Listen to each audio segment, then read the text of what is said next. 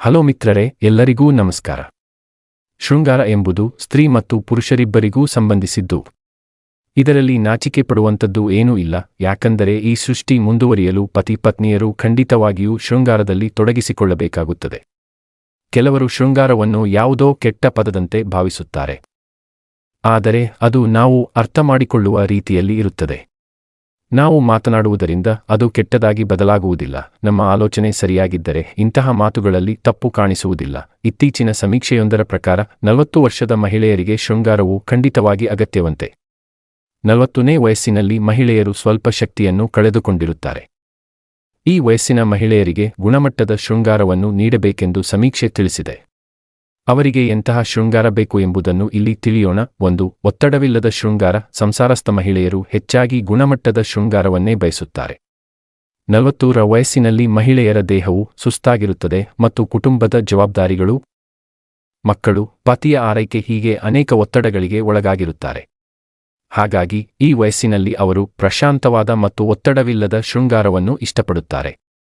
ಇಲ್ಲಿ ಪತಿಯ ಪ್ರೀತಿ ಬಹಳ ಮುಖ್ಯ. ಪತ್ನಿಯ ಇಷ್ಟಕಷ್ಟಗಳನ್ನು ತಿಳಿದು ಅವಳಿಗೆ ಹೇಗೆ ಇಷ್ಟವೋ ಹಾಗೆ ಸುಖ ನೀಡಬೇಕು. 2. ಸೌಮ್ಯವಾದ ಸಂಭೋಗ. ಯೌವನದಲ್ಲಿದ್ದಾಗ ಎಂತಹ ಒತ್ತಡವನ್ನಾದರೂ ಮಹಿಳೆ ಸಹಿಸಿಕೊಳ್ಳುತ್ತಾಳೆ. ಆದರೆ 40 ದಾಟಿದ ನಂತರ ಅವರಲ್ಲಿ ರೋಗನಿರೋಧಕ ಶಕ್ತಿ ಇಮ್ಯುನಿಟಿ ಕಡಿಮೆಯಾಗುತ್ತದೆ. ಆದ್ದರಿಂದ ಅವರು ಸೌಮ್ಯವಾದ ಮತ್ತು ಮೃದುವಾದ ಸಂಭೋಗವನ್ನು ಬಯಸುತ್ತಾರೆ. ಅವರ ದೇಹಕ್ಕೆ ಎಂತಹ ಕಂಫರ್ಟ್ ಬೇಕೋ ಅಂತಹ ಪದ್ಧತಿಯಲ್ಲಿ ಸಂಭೋಗಿಸಿದರೆ ಅವರು ನಿಮ್ಮ ಮೇಲೆ ಹೆಚ್ಚು ಪ್ರೀತಿ ತೋರಿಸುತ್ತಾರೆ. ಕೆಲವರು ಪುರುಷರು ಪತ್ನಿಯ ಇಷ್ಟವಿಲ್ಲದೆ ಮೃಗೀಯವಾಗಿ ವರ್ತಿಸುತ್ತಾರೆ. ಇದು ಮಹಿಳೆಯರಿಗೆ ಅತೃಪ್ತಿ ತರುತ್ತದೆ. 3. ದೈಹಿಕ ಸಹಕಾರ ಮತ್ತು ಆಸೆಗಳು. 20ರ ಹರೆಯದಲ್ಲಿದ್ದಷ್ಟೇ ಕಾಮದ ಆಸೆಗಳು 40ರಲ್ಲೂ ಇರುತ್ತವೆ. ಆದರೆ ದೇಹವು ಅಷ್ಟು ಸಹಕರಿಸದ ಕಾರಣ ಅವರು ಅತೃಪ್ತಿಗೆ ಒಳಗಾಗುತ್ತಾರೆ. ಅನೇಕ ರೀತಿಗಳಲ್ಲಿ ಸುಖವನ್ನು ಅನುಭವಿಸಬೇಕೆಂಬ ಆಸೆ ಪ್ರತಿಯೊಬ್ಬ ಮಹಿಳೆಗೂ ಇರುತ್ತದೆ. ಆದ್ದರಿಂದ ಪತಿಯು ಅವಳ ಮನಸ್ಸನ್ನು ಅರಿತು ಅವಳಿಗೆ ಯಾವ ಭಂಗಿ ಪೊಸಿಷನ್ ಇಷ್ಟವೋ ಅದನ್ನೇ ಮಾಡಬೇಕು.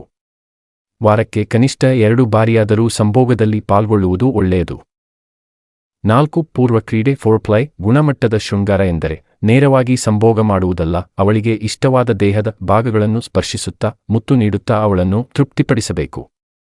ಹೀಗೆ ಮಾಡುವುದರಿಂದ ಮಹಿಳೆಯರು ಹೆಚ್ಚು ಆನಂದಿಸುತ್ತಾರೆ ಎಂದು ತಜ್ಞರು ಹೇಳುತ್ತಾರೆ. 5. ಸಮರ್ಪಕ ತೃಪ್ತಿ. ಕೆಲವು ಮಹಿಳೆಯರು 40ರಲ್ಲೂ ಹೆಚ್ಚು ಉತ್ಸಾಹದಿಂದ ಇರುತ್ತಾರೆ. ಅಂತಹವರಿಗೆ ಸರಿಯಾದ ರೀತಿಯಲ್ಲಿ ಸುಖ ನೀಡದಿದ್ದರೆ ಅವರು ದಾರಿ ತಪ್ಪುವ ಸಾಧ್ಯತೆಯಿರುತ್ತದೆ ಎಂದು ಹೇಳಲಾಗುತ್ತದೆ. ಆದ್ದರಿಂದ ಪತಿಯೇ ತನ್ನ ಪತ್ನಿಯನ್ನು ಪೂರ್ಣವಾಗಿ ತೃಪ್ತಿಪಡಿಸುವುದು ಅವಶ್ಯಕ. ಪತಿ ಇರಬೇಕಾದರೆ ಪರಪುರುಷರ ಸಹವಾಸ ಮಾಡುವುದು ಸಮಾಜದಲ್ಲಿ ಗೌರವ ತರುವುದಿಲ್ಲ. ಎಂತಹ ಆಸೆಗಳಿದ್ದರೂ ಪತಿಯೊಂದಿಗೆ ತೀರಿಸಿಕೊಳ್ಳಬೇಕು. 6. ಕುಟುಂಬದ ಜವಾಬ್ದಾರಿ. ಈ ವಯಸ್ಸಿನಲ್ಲಿ ಮಹಿಳೆಯರು ಮಕ್ಕಳಿಗೆ ಮತ್ತು ಸಮಾಜಕ್ಕೆ ಮಾದರಿಯಾಗಿರಬೇಕು. ತಪ್ಪು ಹಾದಿಯಲ್ಲಿ ನಡೆದರೆ ಮಕ್ಕಳು ಕೂಡ ದಾರಿ ತಪ್ಪುವ ಅಪಾಯವಿರುತ್ತದೆ. ಈ ವಯಸ್ಸಿನಲ್ಲಿ ಪತಿ ಕೂಡ ಪತ್ನಿಯ ಮೇಲೆ ಹೆಚ್ಚು ಅವಲಂಬಿತನಾಗಿರುತ್ತಾನೆ.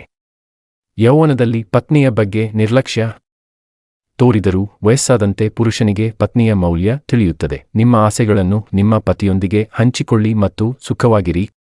ದಾರಿ ತಪ್ಪಿ ನಿಮ್ಮ ಮತ್ತು ನಿಮ್ಮ ಕುಟುಂಬದ ಗೌರವವನ್ನು ಕಳೆದುಕೊಳ್ಳಬೇಡಿ.